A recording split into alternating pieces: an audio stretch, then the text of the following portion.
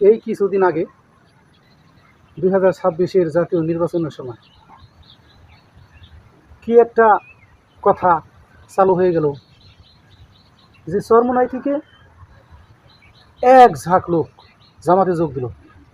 পুরো জামাতে যোগ দিতেছে, একটা ছবি উঠে ফেসবুকে ছেড়ে দিল। এইভাবে রেজাউল করিম আবরার জামাতে যোগ দিল, অমুক দিল তমুক দিল, মানে যোগ যা দিতেছে তাতে বাংলাদেশে ওলামা ইকরাম যা আছে, পাবলিক যা আছে, সব দলে দলে জামাতে চলে গেছে। বেশ কিছুদিন এইভাবে চললো, সব মানুষ তারা নিয়ে গেল।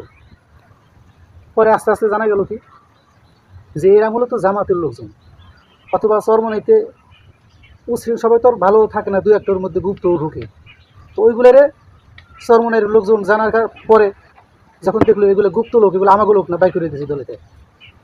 কিছুদিন পরে জামাত ওইটারে সাজাইছে যে চরমোনাইতে বাইরে জামাতে যোগ দিয়েছে।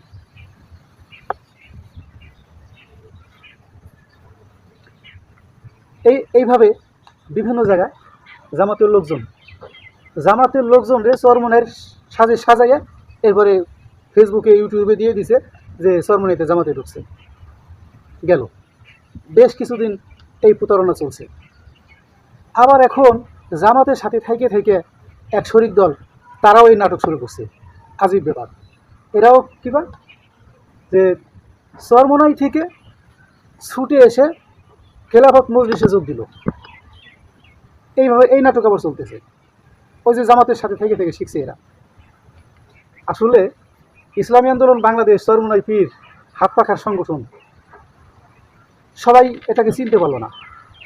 ইসলামী আন্দোলন বাংলাদেশের জন্য যে কত বড় নিয়ামত, এদেরকে তো সহযোগিতা করেই না। যে মরহুম হুজুর কয়ে গেছে মারা যাওয়ার আগে যে এমন একটা সময় আসবে যে অন্য অন্য দল মিলে খালি করবো যে চরমোনাইরে ঠেকাও, তাড়াতাড়ি ঠেকাও চরমোনাইরে, সেই পরিস্থিতি এখন চলে এসেছে। অতএব সাবধান, শত্রুতা যে যতই করেন ইসলামী আন্দোলন বাংলাদেশকে কেউ ঠেকাই রাখতে পারবেন না। আপনাদের প্রতারণা, আপনাদের ধোঁকাবাজি আপনাদের কাছেই থাকবে। ইসলামী আন্দোলন বাংলাদেশ ধাপে ধাপে উপরে উঠবে ইনশাআল্লাহ।